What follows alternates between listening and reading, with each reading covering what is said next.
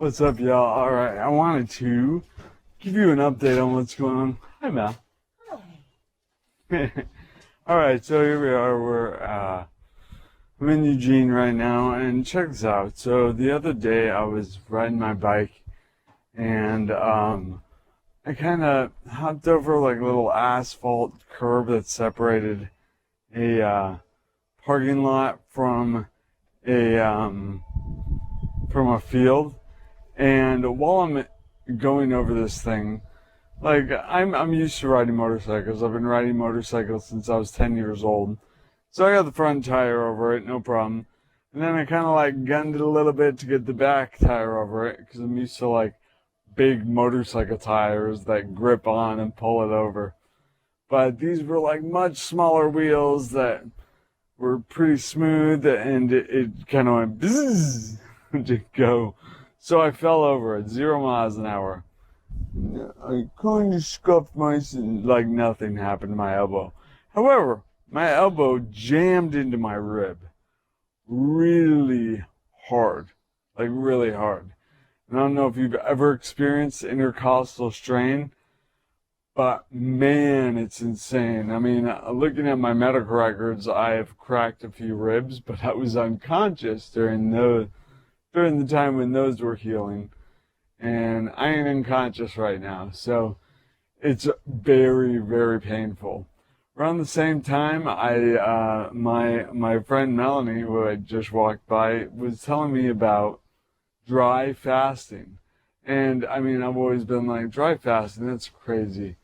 That's like water is the vital life juice. Why would I limit water or eliminate water? And I started reading this book by August Dunning called Dry Fasting for Rapid Repair. I was reading it before I fell. Melanie got it out for me the day that I fell and hurt my ribs. And so I started reading it and following the science of it and did some cross-checking, checked out some of the studies. I'm like, I'm going to do this. And so I stopped eating or drinking for 24 hours. And that 24 hours turned into 36 hours. And then it turned into 48 hours. And then it turned into 70 hours before I had my first meal and drink. So that was my first experience with it. And I wasn't hungry. I wasn't thirsty. I wasn't hard dry fasting, which is abstinence from water all the way. Like I would take a shower. I would get in a hot tub. I would go in the creek, whatever. But I wasn't drinking water.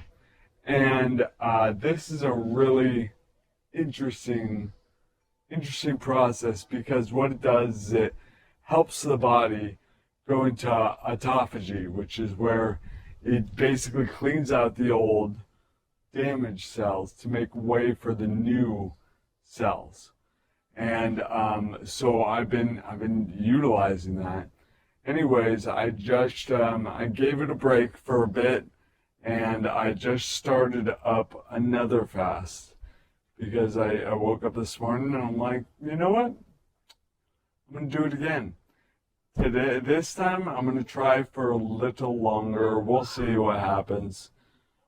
Basically, I listen to my body. So if my body's like really insistent about me drinking water or eating, I'm going to do that.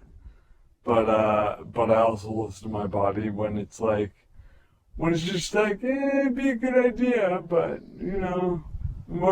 there's a difference between addiction and habit to actual necessity. And what I've found is getting really in touch with my own body, with my own hardware, with this physical vessel that I get to currently inhabit. Really understanding this vessel gives us a great opportunity to heal from all sorts of things. So I'll keep you updated on how this is going. But yeah, this is my dry fast experiment part 2. I didn't really film part 1 that much. Although I did lose about 6, 7 pounds, depending. Um, it was 10 pounds about, and then I regained some of those back. Um, but we'll see what happens now. Like basically, I've lost 5 pounds since the last one, and now we'll see if if I lose more. I was kind of like, from where did I lose that? And then I realized, all right, I had a little more belly fat. So it's interesting stuff. I'll keep you posted. Um, and yeah, KimFest is coming up.